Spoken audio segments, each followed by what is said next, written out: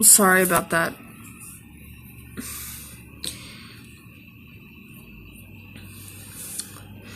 So, the discard phase. So the narcissist has discarded you. And at this point, you're at your wit's end. You've been stressed out. And the one thing that you were gunning for so much time was to preserve this relationship. And now the relationship has ended. And there's no going back. And you don't have any sort of closure because, again, there's nothing you could have done to have saved this relationship because this person was intent on leaving you the day that they met you. And this is something that cannot be overemphasized enough. Wives, ex-wives of narcissists, children of narcissists, siblings of narcissists, employees of narcissists. The day that this employer, or this wife, or this husband, or this sibling, or this mother, or this father met you was the day that they decided that they're going to leave you in the dark. It was only a matter of time that this happened.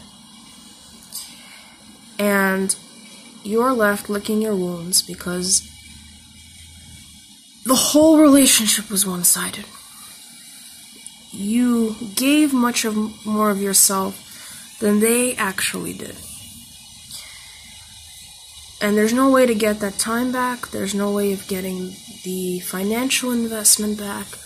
There's no way of getting the spiritual investment back. There's no way of apologizing to the dozens of people that you wrote out in your life, because of this narcissist. That best friend that he ratted on, that cousin that he didn't like, that brother that he didn't like, that mother that he didn't like, that you abandoned and left behind because of them. Because their relationship completely consumed your life. Some narcissists even get their wives hooked on drugs or spouses.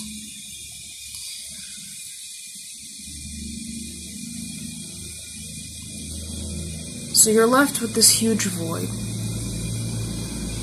And you don't even have the strength to live sometimes.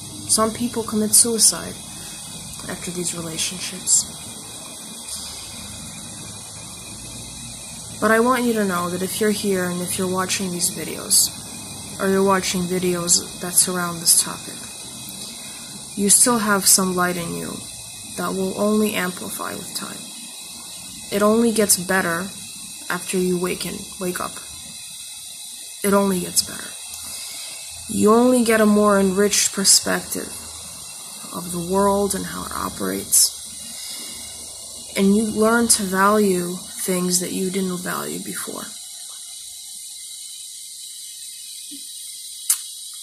And you learn lots of lessons from this experience. So,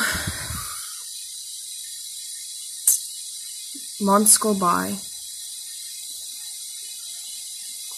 You're depressed. You're sick.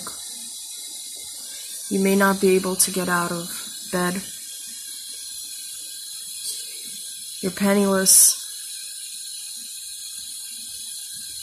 You're going through a divorce with this person, and they're making up lie after lie after lie. And all you want is for this situation to end. And they start hoovering you. And they start texting you. And usually it's self-serving. It's either to get you to capitulate on the divorce settlement, or to get you to hand over more money than you're supposed to, or to hand over the house. all they care about is money. When it gets to the point of divorce, they don't care about their own children. They may pretend to care about their children only for the purpose of getting you to give them the house, or give them a certain amount of money, or get you to hand over some sort of other assets. They may pretend. They may even go as far as saying that you're the abusive parent, that you're trying to alienate them from you. Remember, these people, from them rather, these people have absolutely no shame. They do not value the truth. They don't value even keeping up with their own story. A narcissist will abandon their child, and then upon learning that they can get some sort of child support out of their ex-spouse, will fight for custody of that child in order to get child support. They will get you to revoke your maintenance rights. So if you were entitled to alimony, they will force you to forego that alimony so you can keep custody of your child. This is what's going on through their heads. How can I suck all of the assets out of this person?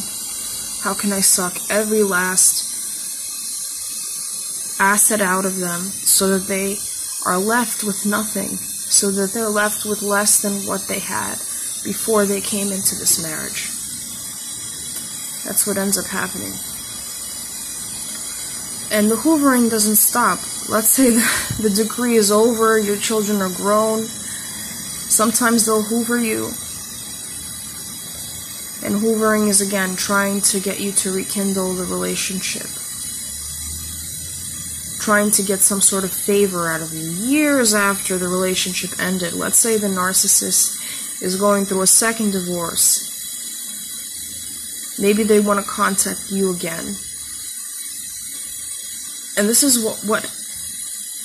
why psychopathy education, psychopathy awareness is so important. You want to make sure that you don't make this mistake twice. There's really very, very tangible differences. There are very tangible differences between a normal person and a narcissist that can be read, that can be decoded. It's very unlikely, believe it or not, that if you've been through this relationship, you will enter another relationship that's similar. You'll be able to tell the signs at some point. Maybe not in the very beginning, but eventually. There's no way out of it. There's no way around it. Because they all act essentially the same, and they think that they're acting in an original way. They think they're acting in a way that is difficult for other people to disentangle. But sooner or later, the mask slips, and you start reading the red flags much faster than you normally did. And moreover, the less contact with them you have, the less of an emotional toll it takes when you meet another one of these people. The more narcissists I meet, the less emotionally charged I feel when I let them go. I don't feel as tied to them as I did before. I don't feel as angry with them as I did before. I don't feel as emotionally invested as I did before. They cannot hurt me as they did before.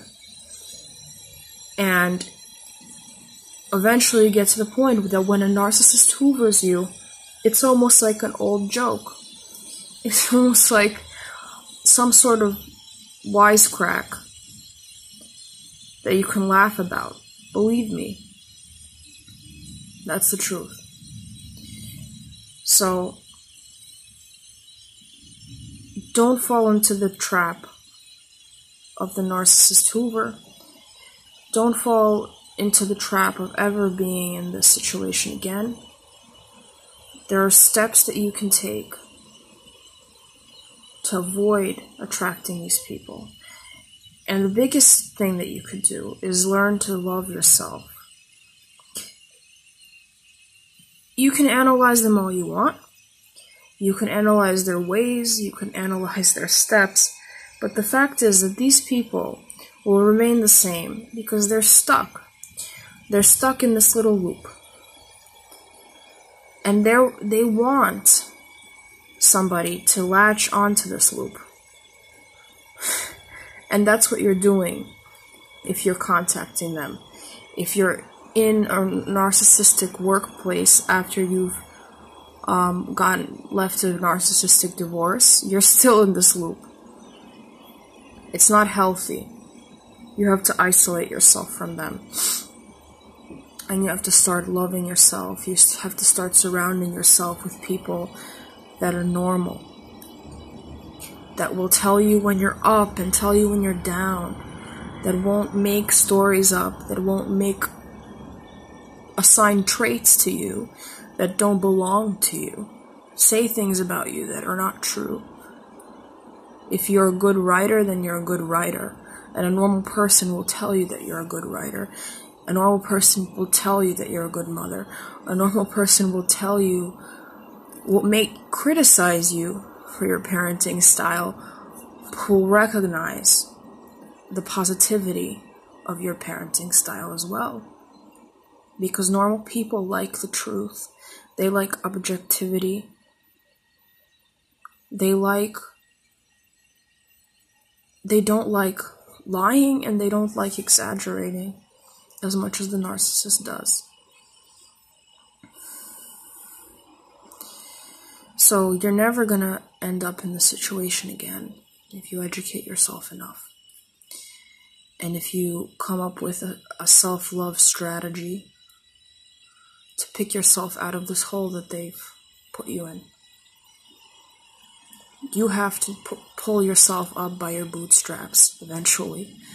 A lot of people will say that you have to relive your past experiences in order to understand them, but the reality is you cannot move forward if you don't leave, if this doesn't become secondary to you actually improving yourself in your day-to-day life, which is the ultimate revenge. Because everything they've done will have been in vain if you emerge from this and become a better person, both for yourself and for other people. And that's all I have to say on this topic. If you like my channel, if you're inspired by my message, please like and subscribe to this channel. If you'd like to make a donation to my channel, there's a PayPal link below. Any amount is appreciated. Irrespective of whether or not you donate, I will answer any comments or any stories. I want you to share your stories, and I'd like to make videos of your stories if you give me your consent. And yeah, that's all I have to say. Kisses.